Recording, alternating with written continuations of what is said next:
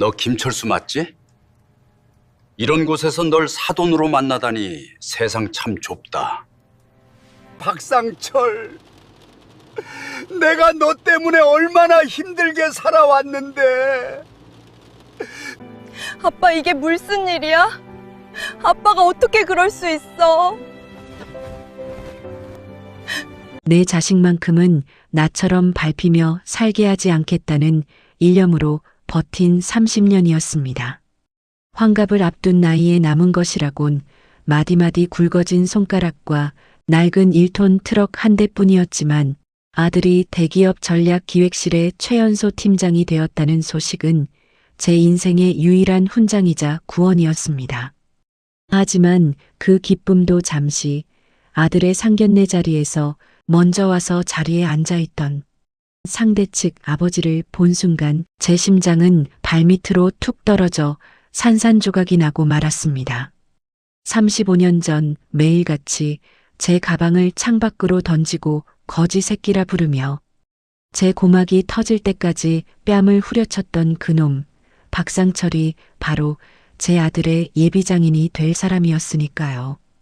그는 번듯한 중견 건설사 대표라며 거드름을 피우고 앉아 있었습니다. 이탈리아제 실크 넥타이를 메고 과거의 악행 따위는 뇌리에서 완전히 삭제된 듯 인자한 미소를 지으며 제게 손을 내밀더군요. 그 손을 잡는 순간 뼛속까지 시려오는 소름이 돋았습니다. 제 왼쪽 귀가 반쯤 들리지 않게 된 원인이 바로 저 손의 매질 때문이었다는 사실을 그는 기억이나 할까요? 식사 도중 박상철이 껄껄 웃으며 와인 잔을 돌렸습니다. 사돈 될 분은 인상이 참 고생을 많이 하신 얼굴이네. 그런데 아까부터 보니 귀가 좀 어두우신가 봐요? 내 말을 자꾸 놓치시네. 그 말에 아들이 당황하며 제 손을 식탁 아래서 꼭 잡았습니다. 저는 아무 말도 할 수 없었습니다. 여기서 판을 깨면 지난 7년을 공들여온 아들의 혼사가 날아갈까봐 가슴을 쥐어뜯으며 모래알 같은 밥알을 꾸역꾸역 삼켰습니다. 하지만 식사를 마치고 화장실에서 단둘이 마주친 순간 박상철의 가면은 여지없이 벗겨졌습니다. 야, 너 김철수 맞지? 세상 참 좁다, 이 새끼야.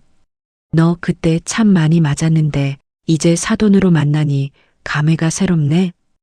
근데 말이야, 우리 딸이 내 아들 같은 근본 없는 집안이랑 엮이는 게 좀 아까워서 말이야. 적당히 예단비랑 아파트 한 채는 해와라. 그래야 내 입이 안 열리지 않겠어? 그는 예전에 그 잔인하고 비열한 눈빛을 감추지도 않은 채 제 어깨를 툭 치고 나갔습니다. 화장실 거울 속에 비친 제 얼굴은 하얗게 질려 부들부들 떨리고 있었습니다. 35년 전 교실 뒤편에서 먼지가 나도록 맞던 17살. 소년이 거울 너머에서 지금의 저를 원망하듯 노려보고 있었습니다. 이 결혼, 아들을 위해 참아야 하는 걸까요? 아니면 이 괴물의 실체를 지금이라도 세상에 까발려야 하는 걸까요? 집으로 돌아오는 길, 아들은 제 눈치를 살피며 조심스럽게 물었습니다. 아버지, 아까 그쪽 아버님이랑 혹시 아는 사이세요? 분위기가 너무 안 좋아서 제가 다 조마조마했어요. 저는 대답 대신 주변의 풍경만 바라보았습니다. 아들의 예비 신부는 참하고 따뜻한 아이였습니다. 하지만 그 아버지는 여전히 인간의 탈을 쓴 악마였습니다. 다음 날부터 저는 평생 모아둔 쌈짓돈을 털어 박상철이 운영한다는 상철 건설의 뒷조사를 시작했습니다.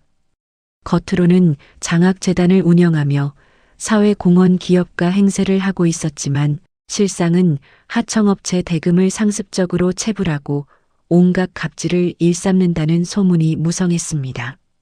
그래, 상철아. 너는 하나도 변하지 않았구나. 세월이 흘러도 그 추악한 본성은 어디 안 가는구나. 저는 벽장 깊숙한 곳에서 빛바랜 일기장을 꺼냈습니다. 고등학교 시절 그가 저를 괴롭혔던 날짜와 장소, 그리고 그가 훔쳤던 동료들의 물건과 강탈해간 돈의 액수까지 상세히 적힌 제 눈물과 피가 묻은 기록이었습니다. 그것은 단순한 일기가 아니라 박상철이라는 인간의 본질을 증명할 유일한 유물이었습니다. 결혼식을 불과 보름 앞둔 날, 박상철이 저를 조용히 호텔 라운지로 불러냈습니다. 거만한 자세로 소파에 몸을 기댄 그는 노란 서류 봉투 하나를 탁자 위에 툭 던졌습니다. 철수야, 오랜 친구로 써주는 마지막 배려다. 이거 받고 결혼식 날 입 뻥긋하지 마라. 내 아들놈, 그 잘난 대기업 팀장 자리 계속 지키게 하고 싶으면 조용히 있어. 알겠냐?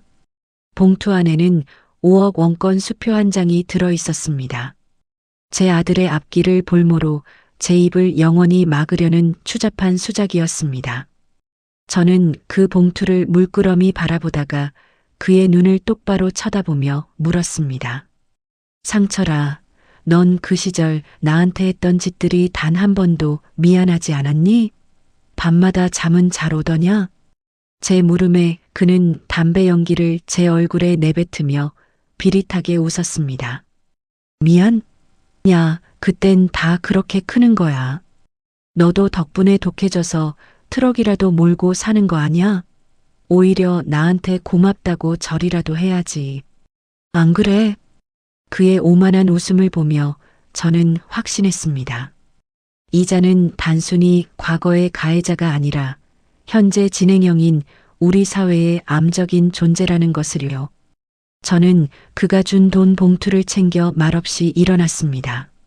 그리고 그 길로 박상철의 회사에서 부당하게 쫓겨나 길거리에 나앉은 하청업체 사장들의 모임을 찾아갔습니다. 그들은 박상철의 비리와 갑질 증거를 모으고 있었지만 결정적인 물증이 부족해 검찰 조사조차 끌어내지 못하고 있었습니다. 저는 그들에게 제가 가진 비장의 카드를 꺼냈습니다. 그것은 박상철이 상견례 날 화장실에서 제게 했던 모욕적인 언사와 오늘 뇌물을 건네며 협박했던 내용이 고스란히 담긴 초소형 녹음기의 파일이었습니다. 이걸로 저 인간의 가면을 벗길 수 있을까요? 제 물음에 협의회 대표는 눈물을 글썽이며 제 손을 잡았습니다. 이거면 충분합니다. 아니, 넘쳐납니다. 김 선생님, 정말 큰 결심하셨습니다. 운명의 결혼식 당일이 밝았습니다. 강남의 화려한 호텔 예식장 입구에는 정재계 인사들이 보낸 화환들이 끝도 없이 줄을 지어 서 있었습니다. 박상철은 세상에서 가장 고결하고 성공한 아버지의 모습으로 하객들을 맞이하고 있었습니다. 아들은 긴장한 듯 나비 넥타이를 만지며 제게 다가왔습니다. 아버지, 손이 왜 이렇게 차가우세요? 혹시 몸이 안 좋으세요? 저는 아들의 굵직한 어깨를 힘차게 다독였습니다. 아니다, 아들아. 오늘이야말로 내 인생에서 가장 깨끗한 날이 될 거란다. 정의는 늦게라도 반드시 제 주인을 찾아가는 법이니까. 식이 시작되고 신랑 신부의 입장이 끝났습니다. 이어지는 순서는 양가 아버지가 준비한 축사 타이밍이었습니다. 하지만 단상 위의 대형 스크린에 뜬 것은 축하 영상이 아니었습니다. 거대한 스크린에 박상철의 얼굴이 대대적으로 비춰졌습니다. 야, 너 그때 참 많이 맞았는데 반갑다. 내 아들 인생 망치고 싶지 않으면 돈 받고 닥쳐. 박상철의 저급한 목소리가 고성능 스피커를 통해 식장 구석구석으로 울려 퍼졌습니다. 하객들 사이에서 비명 섞인 웅성거림이 터져나왔습니다. 박상철의 얼굴은 순식간에 잿빛을 넘어 흑빛으로 변했습니다. 화면은 하청업체 사장들에게 폭언을 퍼붓고 장부를 조작하는 증거 문건들로 바뀌었습니다. 그 순간 검찰 수사관들이 들이닥쳤습니다. 박상철 씨 횡령 및 공갈 협박 혐의로 긴급 체포합니다. 순식간에 식장은 아수라장이 되었습니다. 박상철은 제 멱살을 잡으려 광기 어린 눈으로 달려들었지만 저는 한 걸음도 물러서지 않았습니다. 35년 전의 겁쟁이 소녀는 더 이상 그곳에 없었습니다. 이게 내가 평생 쌓아 올린 공든 탑의 최후다, 상철아. 내 아들은 내가 없어도 충분히 빛날 아이지만 너는 내가 저지른 죄의 구덩이에서 평생 나오지 못할 거다. 경찰에 연행되는 그의 뒷모습을 보며 저는 비로소 막혔던 숨을 내뱉었습니다. 신부는 드레스 자락을 움켜쥔 채 오열하며 주저앉았고 아들은 충격에 빠진 채 저를 바라보았습니다. 미안하다, 아들아. 하지만 이런 가문의 피와 섞이게 할 수는 없었다.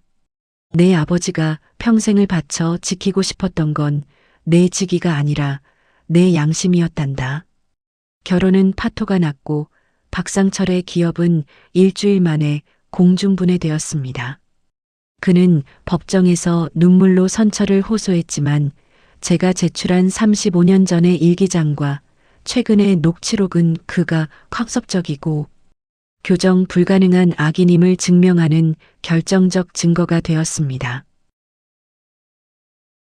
몇 달 뒤 저는 아들과 함께 조용한 바닷가 마을로 내려왔습니다. 아들은 팀장직을 내려놓고 작은 스타트업에서 새 출발을 시작했습니다. 파도 소리를 들으며 저는 오랜만에 보청기를 빼고 완전한 침묵 속으로 들어갔습니다. 그 평화로운 어둠 속에서 드디어 17살의 어린 철수가 제게 다가와 환하게 웃으며 손을 흔들어 주었습니다. 이제야 비로소 저의 긴 전쟁이 끝났음을 느꼈습니다. 모진 세월 속에서도 자식과 양심을 지키기 위해 싸워온 모든 아버지, 어머니들께 이 이야기를 바칩니다. 과거의 상처가 현재의 발목을 잡을 때 진실을 외칠 수 있는 용기가 우리를 진정으로 자유롭게 한다는 사실을 기억해 주십시오. 들어주셔서 감사합니다. 구독과 좋아요는 제작하는데 큰 힘이 됩니다.